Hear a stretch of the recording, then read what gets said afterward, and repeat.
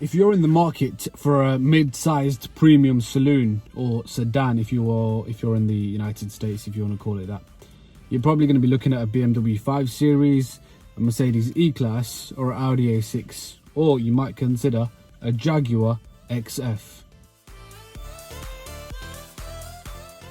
The XF has been around since 2007, and it's supposed to be a replacement of the Jaguar S-Type, which I think was awful, and you could only own one of them if you're over 70, because that's how they were targeted.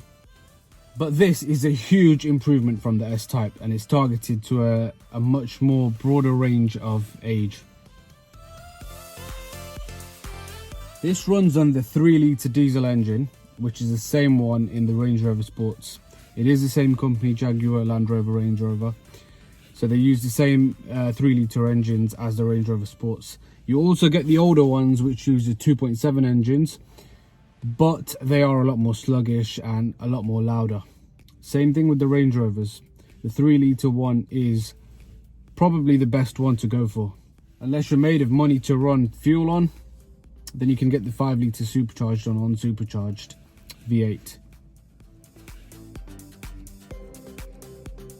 In late 2011, this is a 2011, but just after the release of this one, they facelifted the car. The front lights are a bit more flatter. But then in 2016, they changed the backlights as well. But I think the backlights look worse in the 2016 one compared to this one, where they look a lot more better. But yeah, I'm going to tell you in a bit which one I prefer out of the 5 Series, the E-Class, the A6 and the Jaguar XF. I have owned and driven all four, and I'll tell you in a bit which one I prefer.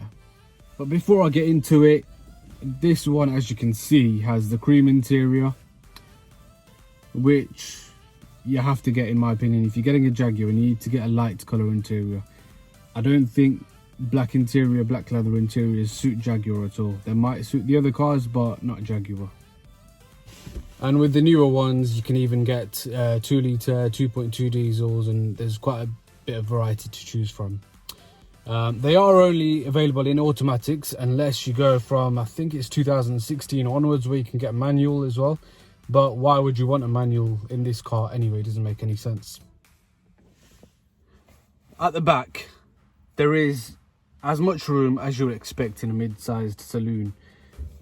Plenty of head height if I want to sit up, and a lot of leg room as well. And just the comfort and the smell of the leather and everything makes me feel like I'm on the sofa at home.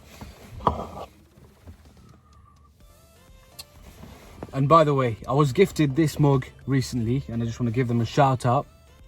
If you want to get your mug with a personalised football shirt with your name on it, or your business name or anything like that, I'm going to leave a link in the description below where you can get a personalised mug for around about a tenner. And yes, it is a Leicester mug, even though it should have been a Man United one. But the person who gifted it to me is a Liverpool fan, and he didn't want to give me a United mug. Understandable.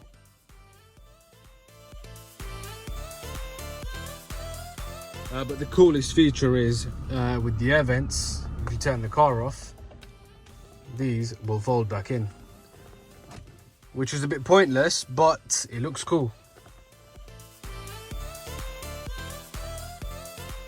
It does also have the electric steering wheel adjustment, memory seats,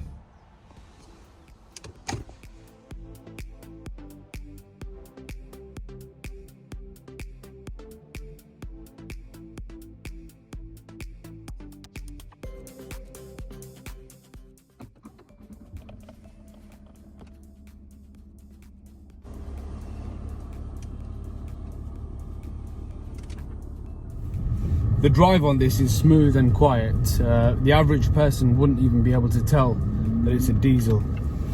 Not so sure if that's the same case with the 2.7 litre one, but and the steering's just right, not too heavy, not too light. They do have timing belts that need replacing, by the way. According to my local Jaguar main dealers, it has a belt and a chain, and the belt will need replacing once you reach around about £100,000, not £100,000, 100,000 miles, it'll need replacing, and that should cost around about £400 to do. Now I've just had mine done on this one, but there's only one negative I can think of. Red light camera reported ahead. Yeah, there's only one negative I can think of, and that is turning the heated seats off, cooling seats on and off. You have to do it by the touch screen, and it's just a long process. I'd rather there was a button as well. Apologies, by the way, if this video is a bit rushed, because it is. I'm actually going to deliver this car to its new home. So John, if you're watching this, I'm on my way to you.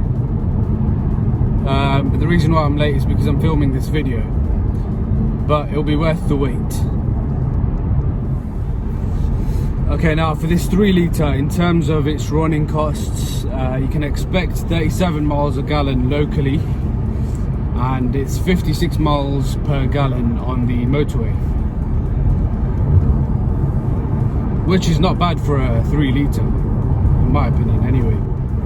Road tax isn't the cheapest for today's standards, £265 for the year for this 3 litre diesel model. But is it worth it? Would I pay for this car?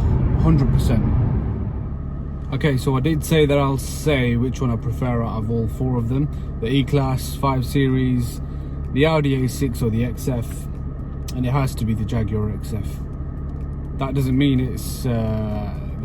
it's better, but I just prefer it. You might find that the 5 Series appeals to a lot younger target of age group.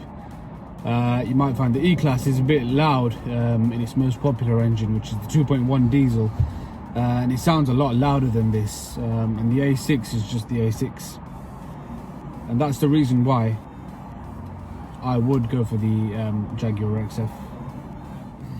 But thanks for watching. Apologies about the rushed video again, but as always, if you're after a car, any sort of car, get in touch with me. I'm going to leave my link in the bio. Put my contact details in the bio, and I'll see you again soon.